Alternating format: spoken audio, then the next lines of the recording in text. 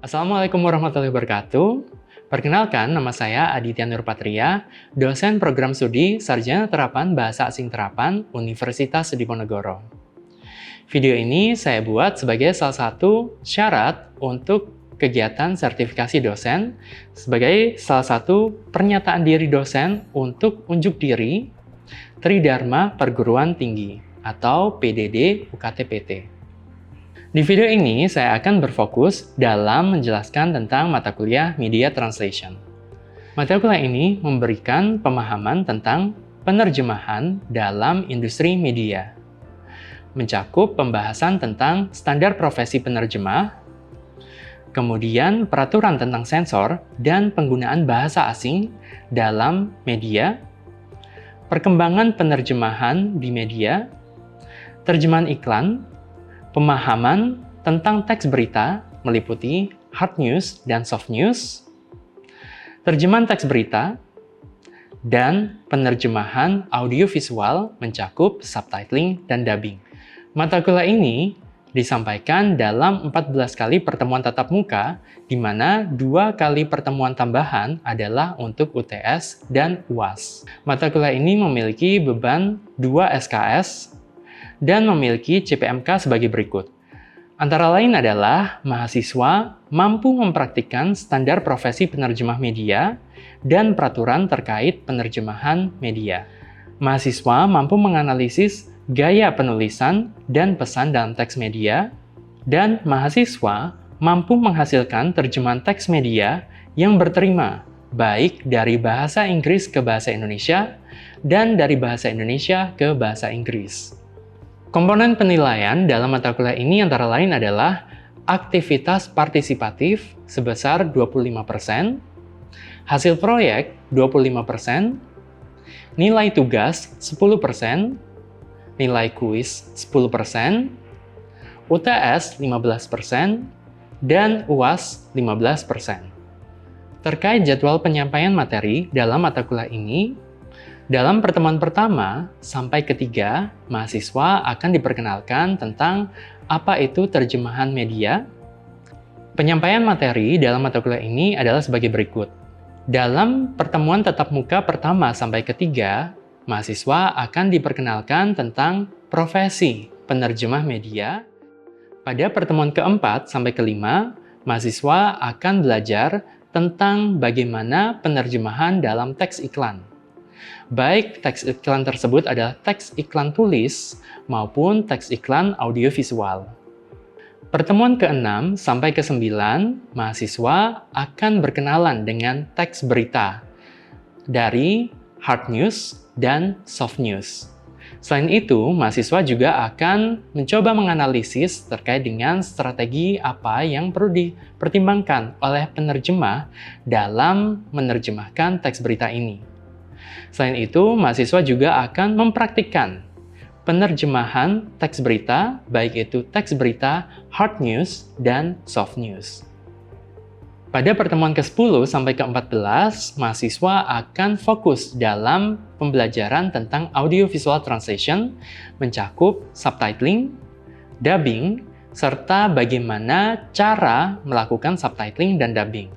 Selain itu, mahasiswa juga akan belajar tentang apa saja aspek-aspek yang perlu diperhatikan atau dipertimbangkan oleh penerjemah ketika mereka akan melakukan subtitling dan dubbing.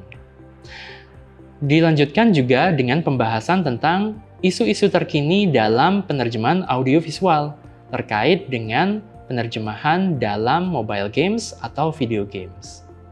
Dalam penyampaian materi, saya biasanya menggunakan teks-teks otentik yang terkini untuk disampaikan ke mahasiswa. Tujuannya adalah agar mereka bisa relate dengan apa yang saya sampaikan dan lebih mudah dalam memahami terkait dengan materi yang dijelaskan. Harapannya, ini bisa mempermudah nantinya mahasiswa dalam mencerna ilmu yang disampaikan dan juga mempraktikannya dengan lebih mudah. Selain itu, untuk proyek yang akan disampaikan kepada mahasiswa dan tugas-tugas yang diberikan kepada mahasiswa juga akan menggunakan teks otentik, di mana harapannya mereka bisa lebih mudah dalam memahami terkait dengan konten-konten dalam teks tersebut. Melalui penjadwalan materi kemudian komponen penilaian, dan juga penggunaan materi otentik, diharapkan bahwa mahasiswa dapat mendapatkan lebih banyak manfaat dari mata kuliah ini. Harapannya, mahasiswa dapat mencapai CPMK dengan lebih baik. Berikut adalah video materi teaching saya untuk pertemuan ke-11 di mata kuliah Media Translation. Selamat menonton. Oke. Baik, Assalamualaikum warahmatullahi wabarakatuh. Waalaikumsalam. Good afternoon everyone. Oke, baik. Kita hari ini mengulang lagi di mata kuliah Media Translation. Ya, ini masuk di pertemuan ke-11 sesuai dengan RPS kita, bahwa nantinya pertemuan ke-11 kita mulai untuk belajar tentang Audio Visual Translation. Di mana ini berbeda dengan terjemahan-terjemahan yang ada sebelumnya. Kalian di sebelumnya itu membahas tentang terjemahan terkait dengan teks. Ya. Sedangkan untuk Audio Visual Translation nanti medianya itu akan muncul di layar. Seperti itu. Baik audio dan visualnya itu akan saling berhubungan untuk membentuk suatu pesan. Begitu. Nah, hari ini ada beberapa hal yang akan kita bahas, ya. Boleh next? Oke. Hari ini kita fokusnya ada di salah satu dari dua jenis audio visual translation, ya. Di mana kita akan membahas tentang subtitling. Seperti yang mungkin sudah teman-teman ketahui dari awal semester, kita ada dua macam ya audio visual translation. Yang pertama adalah subtitling, yang kedua adalah dubbing. Nah, hari ini kita fokus di subtitling. Di pertemuan kali ini, fokus kita yang pertama adalah membahas tentang apa itu subtitling. Kemudian kita juga akan membahas tentang kinds of subtitles, ya. Jenis-jenis subtitle itu ada apa saja? Karena ternyata yang namanya subtitle itu tidak hanya ada satu saja. Kemudian kita juga akan membahas tentang karakteristik dari subtitle itu apa saja. Lalu ada advantages dari subtitle dan juga level kompetensi yang perlu dimiliki oleh penerjemah ketika mau melakukan kegiatan subtitling. Seperti itu. Oke, baik. Sekarang kita masuk ke definisi dari subtitle. Sebelum kita masuk ke definisinya, saya mau teman-teman coba lihat di layar dulu. Di sini ada gambar ya, ini saya screenshot dari salah satu platform video sharing. Nah, di sini ada tulisan, apakah ini termasuk dalam subtitle? Kenapa guys? Anyone? Yes, ya. Karena kalau subtitle itu kan tulisan yang digunakan untuk menjelaskan tindakan yang dilakukan oleh orang-orang yang ada di situ, atau artis atau kalau tidak conversation gitu, misalnya percakapan antara dua orang atau mungkin monolog dari karakter tersebut. Sedangkan kalau yang digambar itu dia bukan dari kedua hal tersebut. Oke, baik. Ada yang lain mungkin? Ya, Charlie? Menurut saya ini lebih ke caption sih, sedangkan kalau subtitling itu kan dia suara dan teks itu keluar di waktu yang bersamaan sesuai dengan dari video. Oke, nice. Yap. Jadi coba kita cek definisi yang ada di layar ya. Jadi memang yang ada di situ itu bukan subtitle ya. Karena kegiatan subtitling sendiri ini definisinya seperti ini ya. Intinya adalah mentransformasi atau mengubah auditory information atau informasi yang munculnya dalam bentuk bunyi atau suara, kemudian diubah menjadi bentuk teks visual. Jadi ada suara ditransformasikan ke dalam bentuk teks visual. Di mana di sini without replacing the source text, tanpa menggantikan teks sumbernya. Tetapi both target text and source text itu nantinya present in synchrony. Jadi baik suaranya dan teks tulisnya itu akan muncul bersamaan. Seperti itu. Oke? Bisa dipahami? Ya? Saya rasa teman-teman juga sudah terbiasa ya dengan subtitle ya. Karena kan pasti ketika kalian nonton drama Korea atau mungkin TV series, itu kan selalu pakai subtitle. Betul nggak? Oke. Next. Nah, sekarang kita akan melihat beberapa jenis subtitle. Boleh di next, ya. Subtitle itu biasanya digunakan untuk menerjemahkan atau digunakan dalam sebuah dialog untuk sebuah film, ya. Jadi dalam film itu dialognya itu ada subtitlenya, monolog itu juga ada subtitlenya, kemudian ada paralinguistic information ya. Paralinguistic information ini adalah deskripsi untuk important sounds. Seperti yang ada di sini, misalkan ya, cell phone ringing, ya. Misalkan dia hanya suara dering HP, tapi kemudian ada subtitlenya di sini muncul. Kemudian berikutnya adalah speaker identification, ya. Jadi subtitle itu bisa untuk mencerminkan beberapa aspek yang ada di sini. Nah, untuk yang speaker identification bisa teman-teman lihat di sini, ya. Kalau kalian perhatikan di sini ada Trevor. John was the 30 Harry of the RNIB. Kemudian yang di bawah, Cassia, this is the image of the church that inspired the Second Vatican Council. Oke. Nah, sekarang saya mau tanya, kapan sih dibutuhkan speaker identification ini? Oke. Untuk speaker identification itu diperlukan untuk misalnya ada lebih dari satu orang, biasanya dalam sebuah dialog seperti itu, atau kalau tidak ketika misalnya wajah dari orang tersebut tidak terlihat di kamera. Jadi sehingga subtitle itu menambahkan nama orangnya tersebut untuk mempermudah para audiens untuk mengenali. Oke, excellent. Ya, jadi ketika nantinya ada lebih dari satu karakter di dalam layar, itu butuh yang namanya speaker identification. Tapi ini biasanya tidak terjadi di semua film ya, hanya beberapa film tertentu saja. Kalau yang case yang di bawah, ini adalah karena orangnya tidak menghadap di layar. Ya, ketika orangnya tidak tampak di layar atau tidak menatap kamera, biasanya kita perlu yang namanya speaker identification, seperti itu. Nah, kalau yang paralinguistic information, alasannya kenapa guys? Kenapa sih kok bunyi HP, kemudian bunyi, mungkin biasanya ada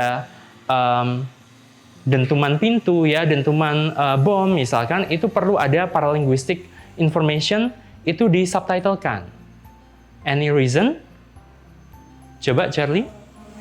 Setahu saya itu untuk membantu teman-teman disabilitas buat identify, karena kan mereka tidak bisa mendengar, jadi mereka biar tahu ada efek apa atau ada kejadian apa, itu ditaruh subtitle ini untuk informasi bagi mereka. Oke, baik. Untuk membantu orang-orang yang punya disabilitas, ya. Oke. Yap, untuk teman-teman tunarungu biasanya mereka mungkin agar mereka bisa juga menikmati, ya, lebih inklusif gitu ya ceritanya ya. Akhirnya paralinguistic information ini juga ditampilkan dalam subtitle. Oke, good. Next. Nah, ini adalah jenis-jenis subtitle, ya. Kita lihat satu persatu ya. Yang pertama adalah intralingual. Intralingual ini digunakan ketika subtitlenya itu dalam bahasa yang sama. Jadi misalkan suaranya itu orangnya pakai bahasa Indonesia, subtitlenya juga pakai bahasa Indonesia. Atau bahkan yang biasanya mahasiswa kita dan juga dosen-dosen itu lakukan adalah ketika karakternya ngomong pakai bahasa Inggris, subtitlenya tetap bahasa Inggris. Ya. Itu adalah intralingual. Kemudian ada interlingual. Ini biasanya yang ada di dalam bioskop, ya. Kalau di bioskop itu pakainya interlingual, di mana between different languages. Jadi kalau misalkan orangnya ngomong pakai bahasa Inggris, subtitlenya pakai bahasa Indonesia, ya. Atau misalkan karakternya pakai bahasa Jepang, subtitlenya bahasa Inggris atau Indonesia, ya. Selanjutnya ada closed captioning, di mana ini adalah subtitling untuk orang dengan deaf and hard for hearing, ya. Jadi mereka yang punya kesulitan dalam mendengar, ini adalah closed caption. Dan yang terakhir adalah surtitling.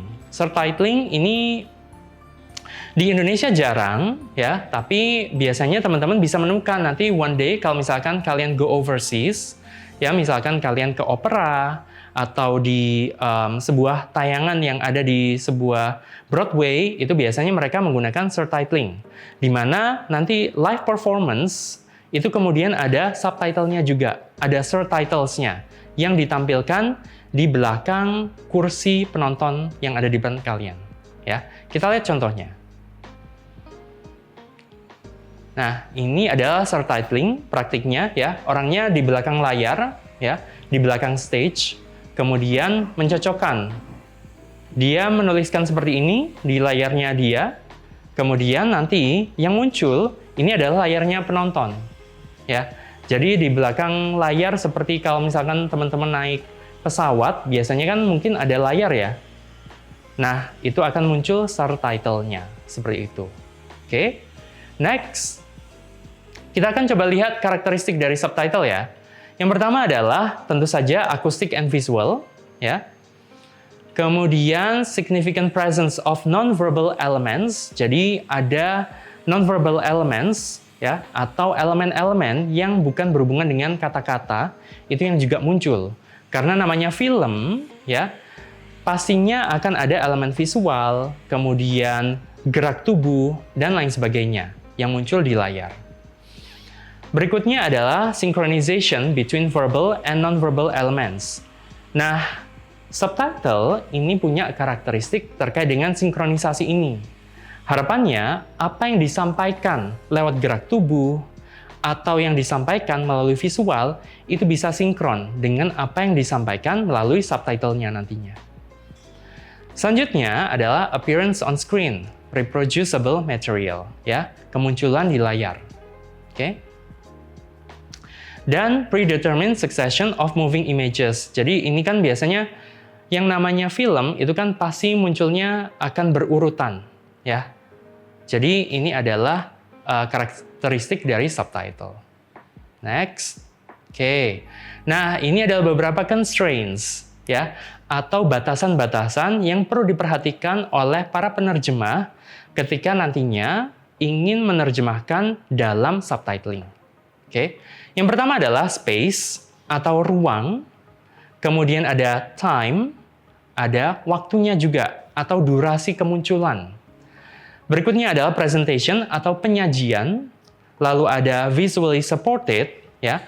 Apakah yang disampaikan oleh aktor atau karakter di dalam layar itu kemudian visually supported atau tidak, ya. Kemudian ada linguistic constraints atau batasan-batasan bahasa. Oke, kita bahas satu persatu mulai dari yang space. Oke. Nah, terkait dengan space, yang pertama yang perlu diperhatikan bahwa subtitle itu pasti punya limited space, ya. Ketika orang penonton ke bioskop, pengennya nonton filmnya atau baca subtitlenya? Nonton filmnya ya? Pengen nonton wajah cakep dari aktor-aktrisnya atau baca subtitlenya? Lihat visualnya ya, tentu saja visual itu adalah number one-nya kan. Nah, oleh karena itu, subtitle itu juga wajib dibatasi besarnya. Karena penonton itu pengen nonton ya filmnya, ya aktornya, ya aktrisnya. Bukan cuma sekedar baca tulisan atau kata-katanya. Oke. Kemudian, subtitle itu juga tidak punya banyak ruang untuk explanation yang panjang atau penjelasan yang panjang. Kenapa? Berbeda dengan buku. Kalau buku, teman-teman nanti bisa kasih asterisk, ya. Kemudian kalian bisa kasih footnote di bawahnya, ya. Itu adalah long explanation. Tapi kalau dia adalah subtitle, karena dia film dan dia selalu bergerak, ya. Yang namanya film itu kan selalu, dari scene 1 ke scene 2 itu kan selalu berpindah, ya.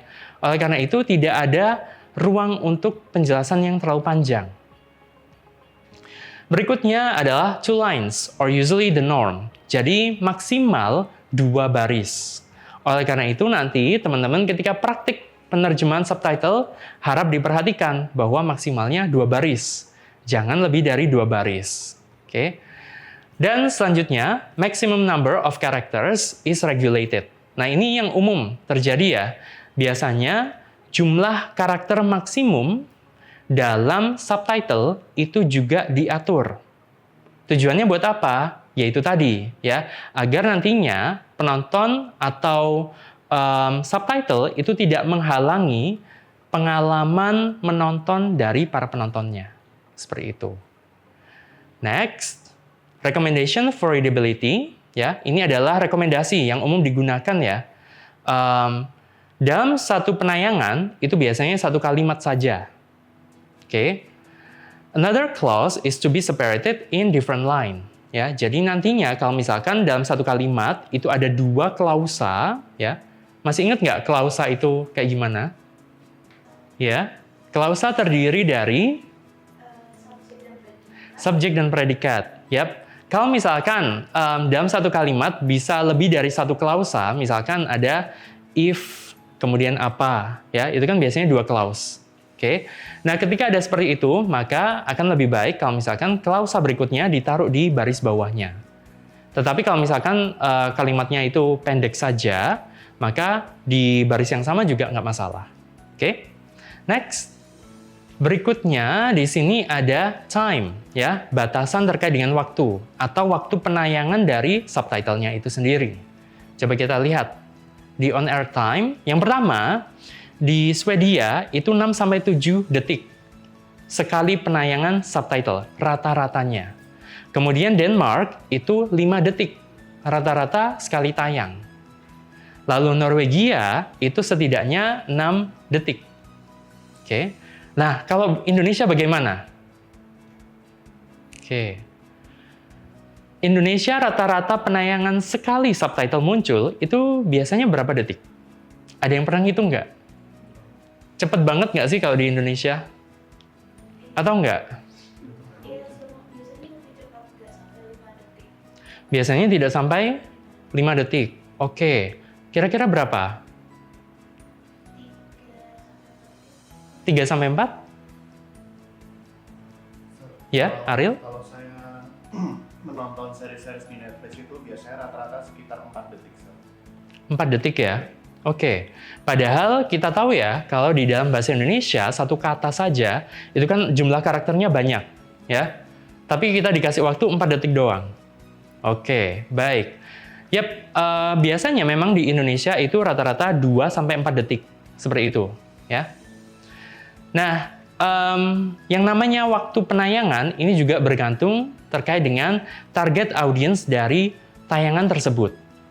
Kalau misalkan tayangan tersebut itu untuk anak-anak, cenderungnya nantinya ada lower word per minute. Ya. Maksudnya adalah sekali tayang jumlah kata yang dimunculkan itu juga akan dibatasi lebih sedikit saja kalau untuk anak-anak. Oke. Bagaimana kalau untuk orang dewasa? Tentu saja lebih lebih banyak ya jatuhnya, ya. Nah, di sini adalah beberapa hasil penelitian ya. Jadi kalau untuk orang dewasa itu kecepatan membacanya 750 karakter per menit. Oke. Sedangkan untuk anak-anak ini segini, 120 sampai 140 kata per menit. Per menit ya, bukan sekali tayang, oke? Jadi per menitnya segini. Karena kalau misalkan lebih dari itu bisa overwhelmed, ya, bisa overwhelmed. Pusing ya jadinya ya, meledak nanti. Oke. Selanjutnya kita lihat presentation. Nah, ini terkait dengan penyajian, ya, sama dengan space tadi ya, mirip dengan space. Yang pertama yang diperhatikan adalah 20% dari ruang di layar itu adalah untuk subtitle. 20% adalah maksimumnya. Kemudian size atau ukuran dari karakter itu juga dibatasi. Lalu position on screen, apakah dia di atas, at the top, or at the bottom. Oke, itu juga perlu dipertimbangkan. Oke, next. Kemudian nanti juga perlu diperhatikan apakah yang disampaikan itu visually supported atau tidak. Apakah yang disampaikan secara visual atau dari plot dalam ceritanya itu sudah bisa dipahami atau tidak. Karena kalau misalkan ternyata apa yang disampaikan itu bisa jadi berbeda dengan yang muncul di layar, ini juga seorang penerjemah wajib untuk mempertimbangkan bagaimana seharusnya nanti terjemahannya atau subtitlenya, seperti itu. Next. Oke, ini adalah beberapa linguistic constraints, ya. Apakah elemen dari kata-katanya itu perlu diterjemahkan seluruhnya, atau bisa dimampatkan, atau bahkan bisa dihilangkan. Nah, ini nantinya adalah strategi untuk masing-masing penerjemah untuk dipertimbangkan ya. Kita lihat contohnya. Nah, oke. Coba di sini teman-teman bisa perhatikan ya. Ini adalah dari TV series We Crash ya. Ini adalah menceritakan tentang startup yang baru dibikin, kemudian jadi ini antara dialog ini, monolog ini, ya, this utterance is from the wife, ya. Jadi ada suami istri. Oke, saya kasih konteksnya dulu. Suami istri ini bertengkar. Kemudian si istrinya itu menyampaikan seperti ini. You took everything I believe in and made it to shiny wrapper to package your B word. Oke, jadi yang disampaikan di sini adalah istrinya marah ya kepada si suami karena dia terlalu tidak memperhatikan si istrinya lagi setelah startupnya itu sudah berdiri dan sudah maju seperti itu. How would you translate this one? Anyone would like to try? Okay. Mungkin untuk penerjemahannya repeat word yang M itu dihapus jadi satu kali. Repeat words yang di sini perlu dihapus satu. Ya, jadi M-nya satu aja. Oke, baik. Boleh coba dituliskan di papan terjemahannya bagaimana?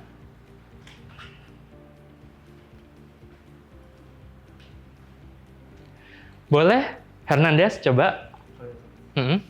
Yang di sampingnya sini. Oke.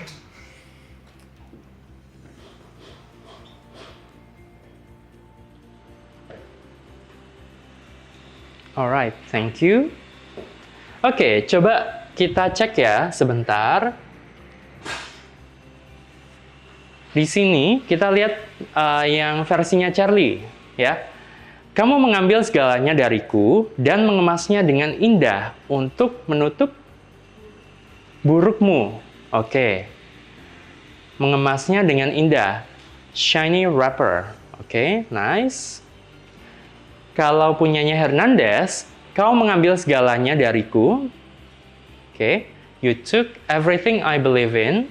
Oke. Dan membuatnya seakan-akan baik. Oke. Jadi, sepertinya dua-duanya sama-sama cuma pakai satu dan ya. Betul? Oke. Nah, sekarang coba kita lihat hasil terjemahannya terlebih dahulu. Ya. Bagaimana kalau versi dari yang ada di platform streaming online-nya. Oke. Kau mengambil semua yang kuyakini dan menjadikannya kemasan yang indah untuk omong kosongmu. Oke, ya. Fokus kita sebetulnya memang pada kata "and", ya. Ada "and", kemudian diterjemahkan satu kali dua-duanya, ya. That's good, ya. Berarti teman-teman sudah punya sense nih sebagai penerjemah subtitle. Kemudian yang kedua, yang juga nantinya perlu teman-teman perhatikan di sini adalah penggunaan kata kau untuk menerjemahkan kata you. Ini juga merupakan konvensi yang umum digunakan dalam penerjemahan subtitle. Ketika dia menerjemahkan I di bahasa Indonesia, itu biasanya pakai apa? Aku atau Saya. atau ku, ya. I believe in, ya, ku yakini, ya. Jadi kalau misalkan bisa disingkat, lebih baik disingkat seperti itu. Sedangkan untuk you itu pakai kau, ya. Jadi yang dipakai itu memang versi yang cenderung lebih pendek seperti itu. Baik, ini adalah sesi pertama kita. Nanti kita lanjut untuk contoh yang berikutnya ya. Demikian video PDD UKTPT saya. Terima kasih banyak kepada para asesor atas perhatiannya. Assalamualaikum warahmatullahi wabarakatuh.